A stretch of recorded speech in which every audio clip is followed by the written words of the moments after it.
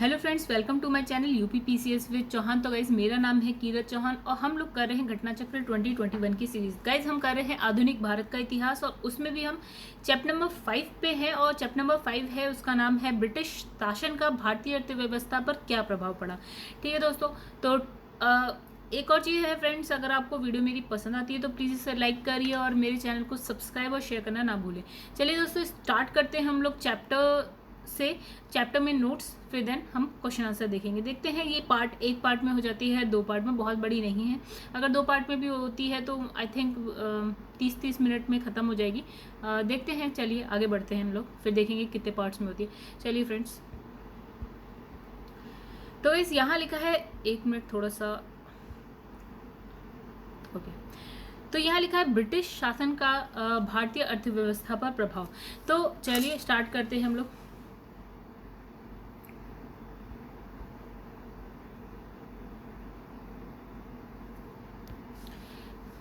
Sorry दोस्तों, ठीक है। यहाँ लिखा है ब्रिटिश शासन के दौरान जो है भारत में धनी वर्गों द्वारा क्या है, भू संपत्ति में निवेश करने को तरजीह दी जाती थी। यानी कि क्या होता था, जो धनी वर्ग होता था वो भारत में उस टाइम जब ब्रिटिश शासन चल रहा था तो भू संपत्ति में क्या करते थे, निवेश करते थे। ठीक है। और जिस दिए जाने के कारण क्या होता था, उद्योगों का कोई स्वतंत्र विकास नहीं हो सका। मतलब कि अगर मेरे पास पैसा है तो मैंने जाके क्या करी, भूमि खरीद ली, ना कि मैंने कुछ ऐसा किया कि कोई मैंने इंडस्ट्री नहीं लगाई, कोई उद्योग जगत में मैंने हाथ नहीं डाला। ठीक है, मैंने ज़मीन खरीद ली। तो इस तरह से जो धनी वर्ग है वो ज़मीन खरीद रहा था। ठीक है। फिर क्या होता है, 1793 में लॉर्ड क्या आते हैं, नाम है कॉर्नवालिस, ने भू राजस्व की स्थायी बंदोबस्त प्रणाली को क्या है, प्रारंभ किया था। तो दोस्तों, अभी जो हमारा पिछला चैप्टर था ना, जो हमने अभी स्किप किया हुआ है, ठीक है, उसमें हमने कहा कि जैसे गवर्नर था, फिर गवर्नर जनरल आते हैं, फिर वॉयसरॉय आते हैं, उन्हीं में से एक है। ठीक है।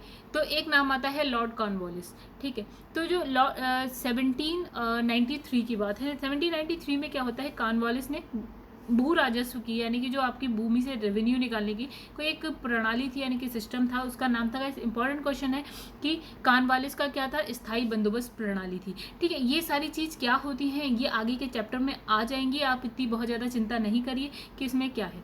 ठीक है। तो फिर क्या है, इसे स्तंभमारी, जागीरदारी, मालगुजारी, बीस बेदरी आदि भिन्न भिन्न नामों से भी जाना जाता है। तो गैस ये है इंपॉर्टेंट, तो इस पर आप लिख लीजिए, इंपॉर्टेंट दिमाग में होना चाहिए। ठीक है, नाम याद होना चाहिए आपको, किसके द्वारा है ये, कॉर्नवालिस के द्वारा है। राइट, आगे बढ़ते हैं। तो इन नामों से भी जाना जाता है, अभी हमने सारे नाम देख लिए। फिर उसके बाद क्या लिखा है, यहाँ लिखा है यह है व्यवस्था। देखिए, ये व्यवस्था जो थी पूरे भारत में नहीं थी। कहाँ कहाँ है, बंगाल में है, बिहार में है, उड़ीसा में है, उत्तर प्रदेश के वाराणसी तक के क्षेत्र में। मतलब ये कौन सा एरिया में, देखिएगा, जैसे कि अगर हम भारत के मैप की बात करते हैं तो ये रहा नेपाल, ये रहा आपका सिक्किम, ये आ जाएगा आपका नॉर्थ ईस्ट। ठीक है। फिर हम बात करते हैं अभी का भारत है, वो कुछ इस तरह का है।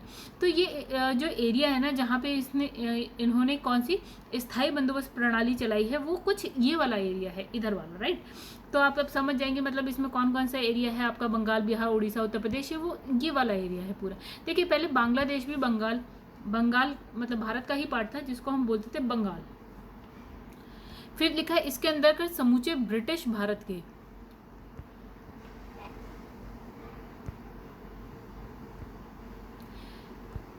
क्षेत्रफल का लगभग, मतलब इनने कहा ब्रिटिश भारत यानी कि जो ब्रिटिशर्स के अंडर में आता था वो वाला पूरा भारत।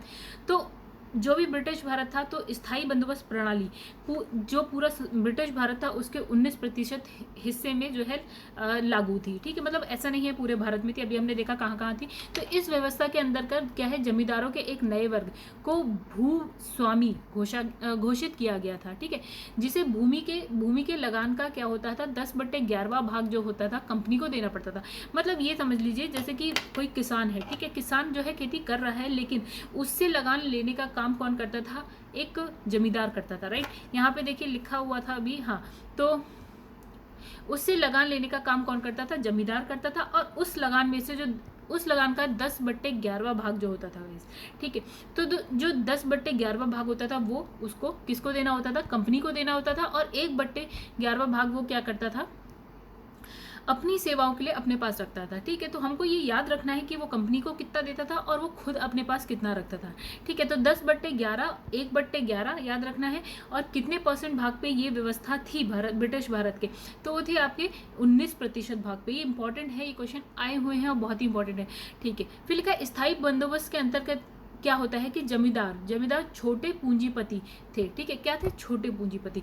फिर लिखा है स्थायी भूमि बंदोबस्त या जमींदारी प्रथा। देखिए इसका दूसरा नाम क्या बोला इसने यहाँ पे, जमींदारी प्रथा भी बोला, क्योंकि यहाँ पे बीच में जो होते थे ना, अंग्रेजों के बीच में, ब्रिटिशर्स के बीच में और किसानों के बीच में कौन होते थे? जमींदार होते थे।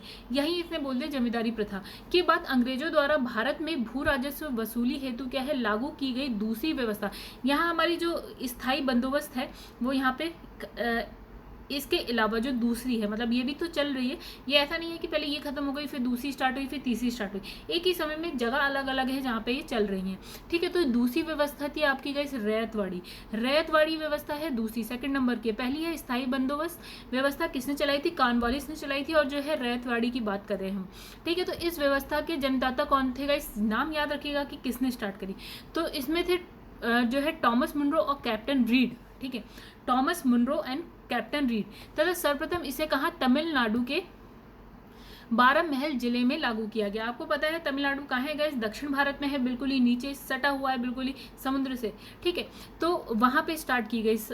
उसके बाद क्या है? तत्पश्चात गाइस यहाँ लिखा है मद्रास, और फिर उसके बाद बम्बई के कुछ हिस्से, फिर पूर्वी बंगाल, फिर असम हो गया और कुर्ग, आधुनिक कर्नाटक का भाग था कुर्ग, यहाँ पे लागू हुई। तो गाइस ये भी याद कर लीजिएगा कि जो रैयतवाड़ी है वो कहाँ कहाँ हो गई। मद्रास है, बम्बई का कुछ हिस्सा है, पूर्वी बंगाल है, असम है, कुर्ग यानी कि कर्नाटका का भाग है। मैप देखना थोड़ा सा सीख लीजिए दोस्तों, तो चीज़ें याद रहनी थोड़ी ईजी हो जाएंगी। तो लिखा है इस व्यवस्था के अंदर क्या है? रैयतों को भूमि के मालिकाना और क्या है? कब्जादारी अधिकार दिए गए थे। इसका क्या मतलब हुआ गाइस? जो ये इन जगहों का नाम दिया गया वहाँ पे क्या है? जमींदार इतने खास थे नहीं। तो यहाँ पे क्या होता है कि जो ब्रिटिशर्स होते हैं और किसानों के बीच में कोई नहीं होता है। रैयतों यानी कि किसान ही क्या कहते थे? डायरेक्ट जो लगान होता था वो ब्रिटिशर्स को देते थे। ठीक है, बीच में कोई नहीं था, जैसे अभी जमींदार था पहले वाले में, स्थायी बंदोबस्त में जमींदार था। यहाँ कुछ नहीं था, यहाँ डायरेक्ट जो है आपका किसान पैसा जो है किसको देता था? ब्रिटिशर्स को देते थे। ठीक है, तो इसमें यही लिखा है रैयतों को, इसके अंतर्गत लिखा है रैयतों को भूमि के मालिकाना, यानी कि जो भूमि का मालिक होता था वो वही होता था, रैयत यानी कि किसान ही होता था। और क्या लिखा है? कब्जादारी अधिकार दिए गए थे और प्रत्यक्ष रूप से या सीधे या व्यक्तिगत रूप से वे स्वयं जो है सरकार, यानी जो उस वक्त ब्रिटिश सरकार थी, तो सरकार को भू राजस्व का भुगतान करने के लिए क्या होते थे? उत्तरदायी होते थे। मतलब ऐसा नहीं है ये पहले किसी को देते थे और वो आगे जाके जो है सरकार को देते थे, यानी कि ब्रिटिशर्स को, यानी कि ब्रिटिश सरकार को देते थे।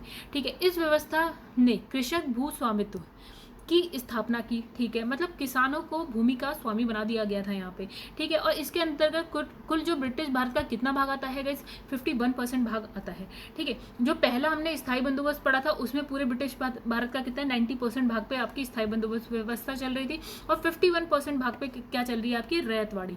तो गाइस बहुत ही आसान है, बस थोड़ा सा दिमाग लगाइए। इस व्यवस्था के अंदर इसमें लिखा है कि इस व्यवस्था के अंतर्गत लगान की वसूली जो है कठोरता से की जाती थी। तो लगान की जो दर थी, यानी कि बहुत जो पैसा लिया जाता था, वो दर जो थी वो काफ़ी ऊंची थी।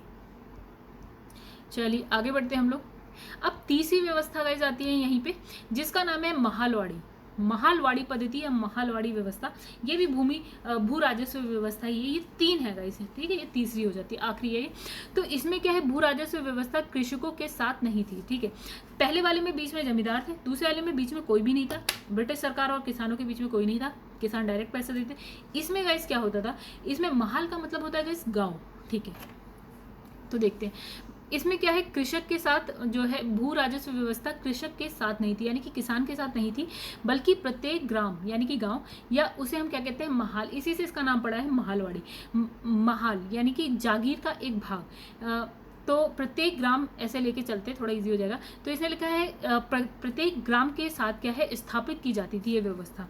मतलब ये है कि किसान, एक गाँव है, सपोज एक गाँव या 2 गाँव मिलके करते होंगे, तो एक गांव में जैसे सपोज कि 100 किसान है, तो 100 के 100 किसान क्या करते थे?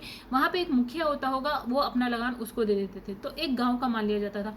और वो जाके आगे ब्रिटिश सरकार को चला जाता था। मतलब ये होता था कि ब्रिटिश सरकार को ऐसा था कि इस गांव से इतना लगान मिलना है, ऐसा नहीं है कि इस किसान से इतना लगान मिलना है, इस गांव से इतना लगान मिलना है, ये महाल बोलते थे गांव को, तो इस महाल से इतना लगान मिलना है, तो इसलिए इसे महालवाड़ी कहा गया। और इसमें गाँव की बात करेगी ये पूरी।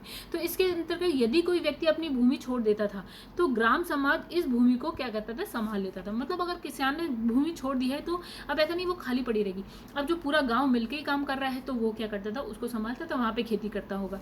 तो इसने कहा ये ग्राम समाज ही सम्मिलित भूमि तथा अन्य भूमि का स्वामी होता था, पूरा गांव का समाज, ग्राम समाज। ठीक है, तो ये पद्धति कहाँ थी, उत्तर प्रदेश में, मध्य प्रांत। गाइस मध्य प्रांत क्या है, जो आज हम देखते हैं अधिकतर मध्य प्रदेश वाला जो हिस्सा है वो मध्य प्रांत होता था।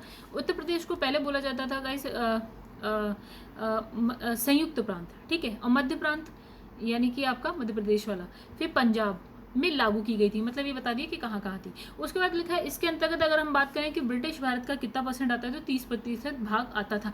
यानी कि पूरे भारत में अगर हम पूरे ब्रिटिश भारत में अगर हम बात करें तो 19% में आती थी स्थायी बंदोबस्त व्यवस्था, 51% में आती थी आपकी जो हमने रैयतवाड़ी व्यवस्था दूसरी वाली पढ़ी थी वो, और 30% पे आती है आपकी ये महालवाड़ी व्यवस्था। तो गाइस यहाँ पे हमारे खत्म हो गए भू राजस्व व्यवस्था। 3 तरह की थी, हमने देख ली। आगे बढ़ते हैं। लिखा है औपनिवेशिक शासन काल। इस औपनिवेश क्या होता है, हम थोड़ा सा एक बार एक लाइन में समझते हैं कि जैसे ब्रिटिशर्स थे यानी कि जो अंग्रेज थे वो क्या थे, उपनिवेशक थे। ठीक है, उन्होंने जो कॉलोनी बनाई थी, कॉलोनी यानी कि उपनिवेश बनाए थे, वो जैसे कि भारत हो गया और भी अफ्रीका के देश हो गए या और भी बहुत सारे देश। ठीक है, तो उनके औपनिवेश थे। ठीक है, हिंदी में उसको बोलते हैं, इंग्लिश में बोलते हैं कॉलोनी थी उनकी, या हिंदी में हम बोलते हैं उपनिवेश थे। तो भारत जो है उपनिवेश होता है किसका, अंग्रेजों का। ठीक है, यानी कि आपका ब्रिटिशर्स का। भारत क्या था, उपनिवेश था। तो वही लिखा है औपनिवेशिक शासन काल।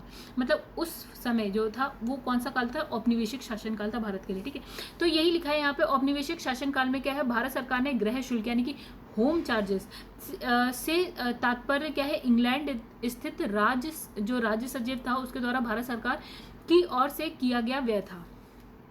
यानी कि गाइस इसमें क्या बात कर रहा है, ये बात कर रहा है कि होम शुल्क यानी कि गृह शुल्क, होम चार्जेस। ठीक है, अब होम चार्जेस मतलब ये क्या है, एक व्यय है। ठीक है, कहाँ से दिया जाता था, किस खजाने में से दिया जाता था, भारत के खजाने में से दिया जाता था। किसको दिया जाता था, ये लिखा है, देखिए गाइस क्या लिखा है, सेक्रेटरी ऑफ स्टेट को दिया जाता, यानी कि राज्य सचिव को दिया जाता था।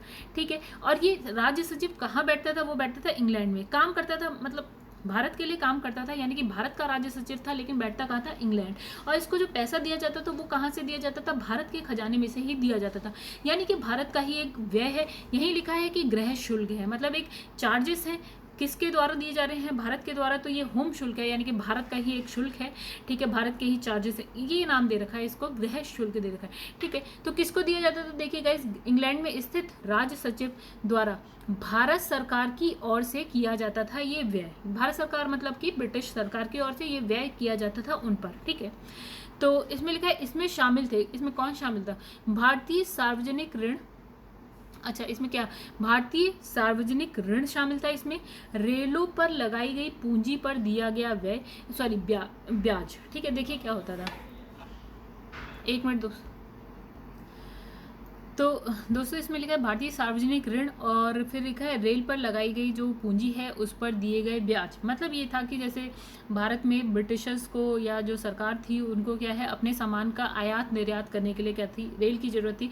तो उसके लिए रेल की पटरियों का, ये सारी चीज़ें, उन सब में जो भी है लोगों ने इन्वेस्ट किया था, यानी कि अंग्रेजों ने ही, बहुत सारे थे, उन्होंने इन्वेस्ट किया था। तो उस पर क्या था, ब्याज देना, ये भी उसी ऋण में आता था, मतलब उसी व्यय में आता था, ऋण नहीं व्यय में आता था। और इसमें लिखा है भारत को दी गई जो है सैनिक या अन्य सामग्रियों की लागत है, यानी कि जो भारत में जो भी सैनिक थे या उन पे अन्य सामग्रियां थी उस पे जो लागत आती थी वो इस गृह शुल्क में आती थी।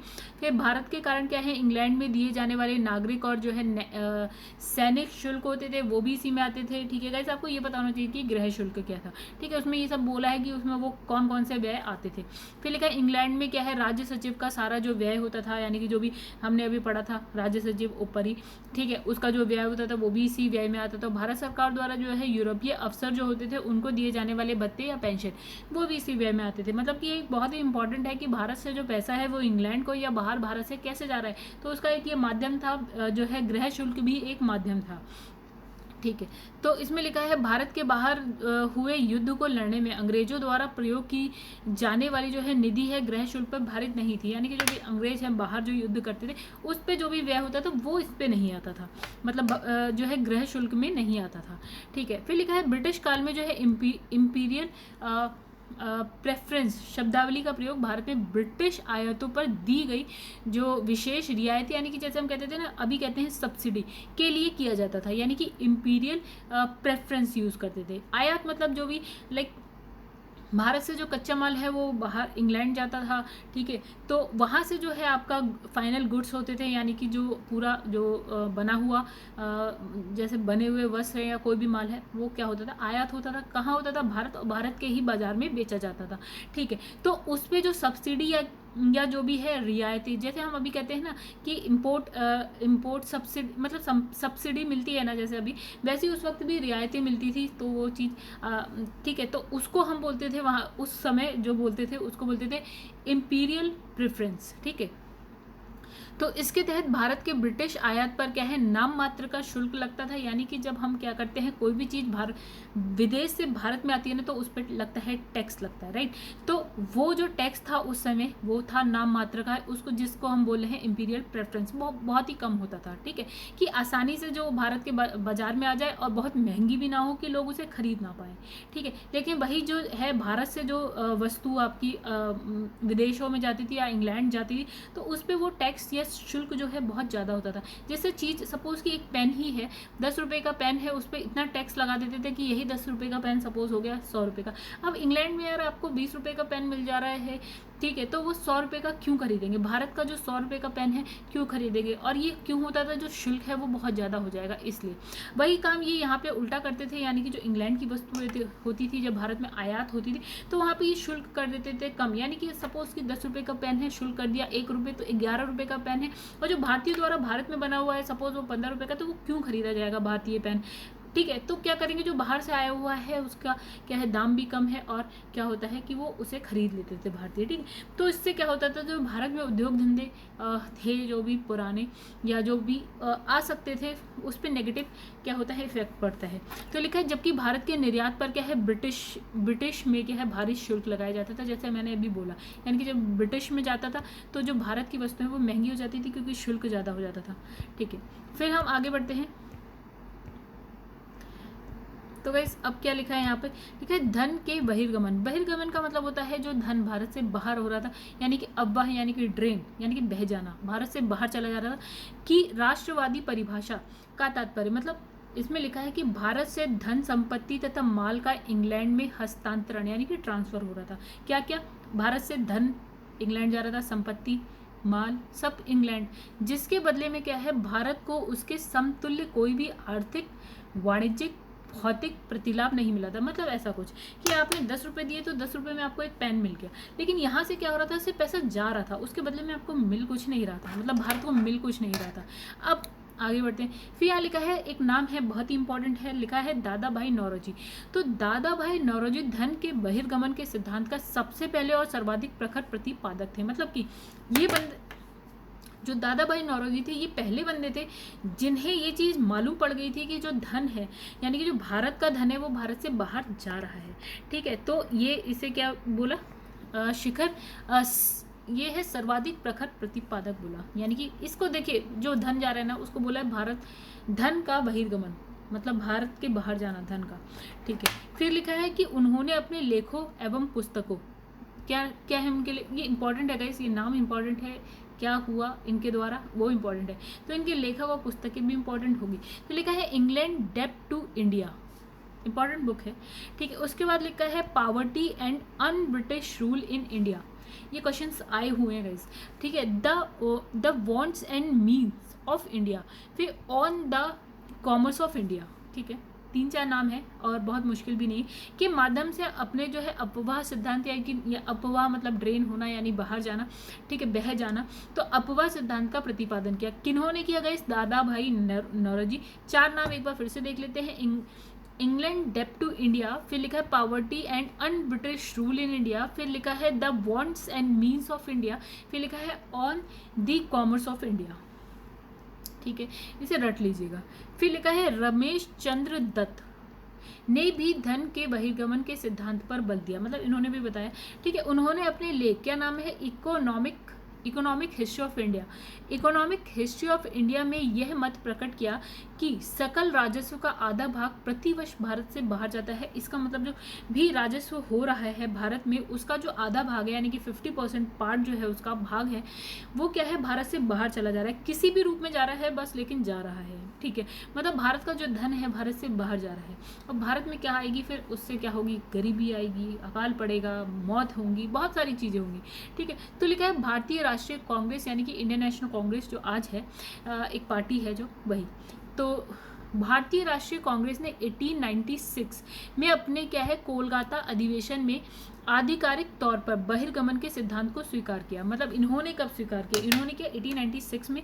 इनका अधिवेशन होता है गाइस, क्या होता था जब इंडियन नेशनल कांग्रेस बनी थी आपकी, तो उसमें क्या होता था कि इनका हर साल क्या होता था, हर साल में 2 बार भी हुआ है शायद कहीं कहीं, तो उसमें क्या होता था, इनकी लाइक जैसे सभा होती होगी, ठीक है, यानी उसको बोलते थे अधिवेशन बोलते थे। तो ठीक है, तो उनका अधिवेशन हर साल क्या होता, अलग अलग जगह में होता था।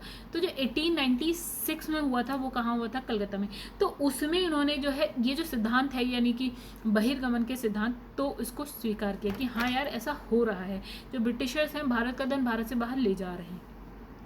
तो उस समय कांग्रेस ने घोषणा की थी कि देश में पड़ने वाले अकाल और लोगों की निर्धनता का कारण वर्षों से लगातार चल रहा जो है धन का बहिर्गमन है। तो वही वाली बात है कि अकाल क्यों पड़ रहा है, यही कारण है, या लोग निर्धन यानी कि गरीब क्यों हो रहे हैं, यही कारण है। आते हैं अब नेक्स्ट। ठीक है, फिर लिखा है यहाँ पे सर सैयद अहमद खां, ठीक है, ब्रिटिश शासन के प्रति वफादार थे। कौन, सर सैयद अहमद खां। ठीक है, फिर लिखा है मुस्लिम समाज का विकास वे भारत में आंग्ल सत्ता के बने रहने में ही संभव मानते थे। मतलब इनका क्या मानना था, जो ये है सर सैयद अहमद खां, ठीक है, इनका मानना था भैया मुस्लिम समाज का विकास तभी हो सकता है जब भारत में अंग्रेज रहे, यानी अंग्रेजी सत्ता रहे, तभी मुस्लिम जो समाज है उनका विकास हो सकता है।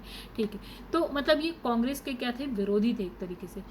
तो लिखा है अतः वे दादा भाई नौरोजी के उत्सारण सिद्धांत में विश्वास नहीं करते थे, यानी कि जो सिद्धांत उन्होंने दिया नौरोजी ने, उसको ये नहीं मानते थे कि हाँ यार ये जो कह रहे हैं वो सही है, ये कहते थे नहीं गलत है।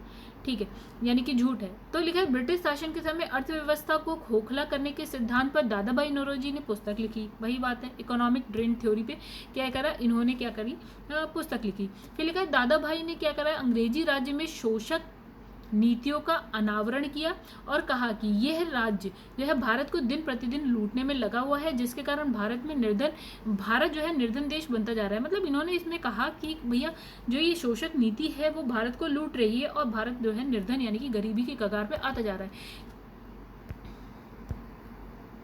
इसके परिप्रेक्ष्य में ही उन्होंने, किसने, दादा भाई नौरोजी ने, तो इसके परिप्रेक्ष्य में ही उन्होंने ड्रेन थ्योरी दी। ड्रेन मतलब गाइस अपवाह, मतलब बाहर निकलना, बह जाना।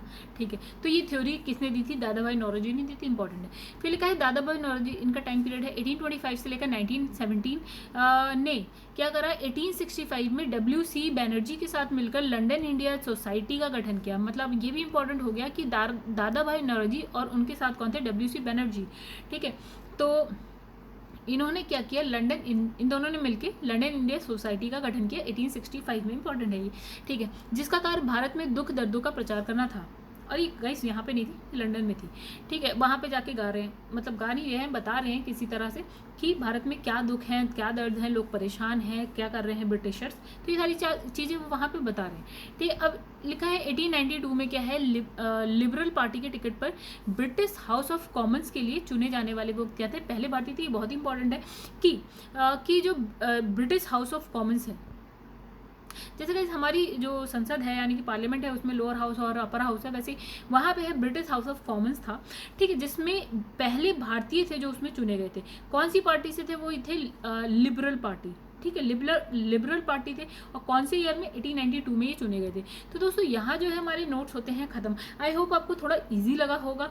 जो बच्चे नए हैं तो थोड़ा उनको कहानी की ज़रा सुन के थोड़ा सा इजी लगा होगा। जैसे हमने इस चैप्टर में बहुत कुछ नहीं पढ़ा है, हमने कुछ बंदोबस्त के बारे में पढ़ा है, उसके बाद हमने ड्रेन थ्योरी पढ़ी है कि किन 3-4 लोगों ने इसको माना है और इसके बारे में लिखा है या कहा है। ठीक है दोस्तों, तो ये वाला जो पार्ट है हमारा हो जाता है यहाँ पे ख़त्म। ठीक है, मतलब नोट्स तो हमारे हो गए ख़त्म।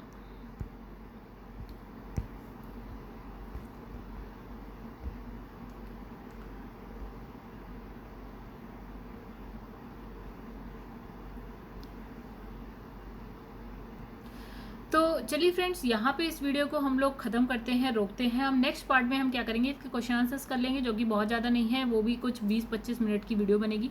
तो दोस्तों वहाँ पे हम कर लेंगे, नेक्स्ट पार्ट हम लाते हैं इसके। तो दोस्तों अगर आपको मेरी वीडियो पसंद आती है तो प्लीज़ इसे लाइक करिए, मेरे चैनल को सब्सक्राइब और शेयर करना ना भूलिए। तो दोस्तों मिलते हैं नेक्स्ट जो पार्ट होगा उसमें मिलते हैं, तब तक के लिए धन्यवाद।